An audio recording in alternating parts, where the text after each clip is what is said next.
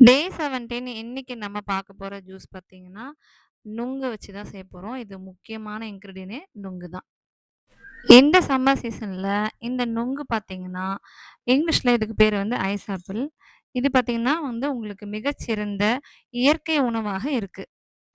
நுங்கோட health benefits என்னென்னன்னு பார்த்தீங்கன்னா, இயற்கையாவே இது குளிர்ச்சி தரக்கூடியது. நீர் சத்து மற்றும் செரிமானத்துக்கு ரொம்ப ரொம்ப நல்லது. உடல் எடை குறைப்பு யாருக்காவது பண்றீங்கன்னா, அப்ப இந்த நுங்கு நெறைய எடுத்துக்கலாம். சரும ஆரோக்கியம், ஸ்கின்னுக்கு ரொம்ப ரொம்ப நல்லது. அதே மாரி இந்த வியர்க்குருலாம் வருது இல்லைங்களா? இதெல்லாம் வராம தடுக்கிறதுக்கும் இந்த நுங்கு சாப்பிடும்போது உங்களுக்கு ஹெல்ப்ஃபுல்லா இருக்கும். இதில என்னென்ன சத்துக்கள் இருக்குன்னு பார்த்தீங்கன்னா, விட்டமின் பி, விட்டமின் சி, இரும்புச்சத்து, கால்சியம், துத்தநாகம், பொட்டாசியம் மற்றும் மெக்னீசியம் இந்த மாதிரி நெறைய சத்துக்கள் இருக்கு. இத விட முக்கியமா, நீரிழிவு நோய் மேலாண்மையில ஒரு முக்கிய பங்கு வகிக்குது. இன்னைக்கு இந்த நுங்கு கூட நான் இன்னொரு விஷயம் என்ன ஆட் பண்ணியிருக்கேன்னு பார்த்தீங்கன்னா, இளநீர். அதாவது நீங்க தண்ணிக்கு பதிலா இந்த இளநீர தான் ஆட் பண்ண போறேன். இதனால என்னென்ன ஹெல்த் பெனிஃபிட்ஸ் இருக்கு? நுங்கு மற்றும் இளநீர் 2மே தனித்தனியாவே அநேக மருத்துவ குணங்கள் கொண்டதுனால, இந்த 2மே சேர்த்து நீங்க ஜூஸ் குடிக்கும்போது, அதோட பலன்கள் இரட்டிப்பா கிடைக்குது. உடல் உஷ்ணம் தணித்தல், நீர் சத்து அதிகரிப்பு, செரிமான கோளாறுகள், உடனடி ஆற்றல், சரும ஆரோக்கியம், எடை குறைப்பு இந்த மாதிரி பல விஷயங்களுக்கு இந்த ஜூஸ் நீங்க எடுத்துக்கலாம். இவ்ளோ ஹெல்த் பெனிஃபிட்ஸ் இருக்கிற இந்த நுங்க வச்சு இன்னைக்கு நம்ம ஒரு ஜூஸ் ரெடி பண்ணிரலாம். சம்மர் சீசன்ல மட்டும் தான் இந்த நுங்கு நமக்கு அதிகமா கிடைக்குது. நாங்க சென்னை வாசிங்கிறதுனால எங்களுக்கு பார்த்தீங்கன்னா, இந்த நுங்கு வந்து ஒரு பெரிய வரப்பிரசாதம் தான். நாங்கலாம் வந்து ஒரு 5 பீஸு, 6 பீஸே நாங்க கடையில ரூ. 100 குடுத்து தான் வாங்குறோம்.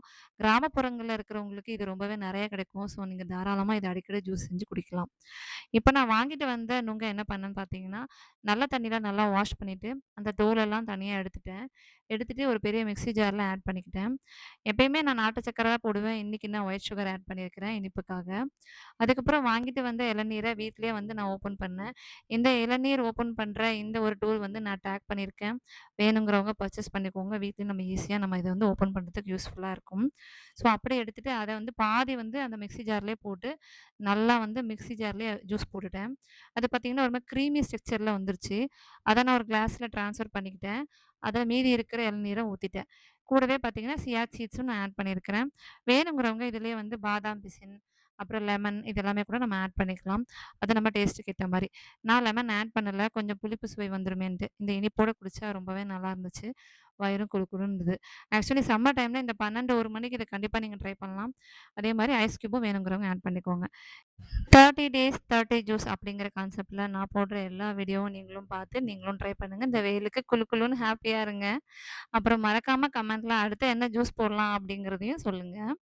அதுக்கு முன்னாடி சேனல சப்ஸ்கிரைப் பண்ணாம வந்தீங்கன்னா, மறக்காம சப்ஸ்கிரைப் பண்ணிக்கோங்க, லைக் பண்ணிக்கோங்க, ஷேர் பண்ணிக்கோங்க. டாடா!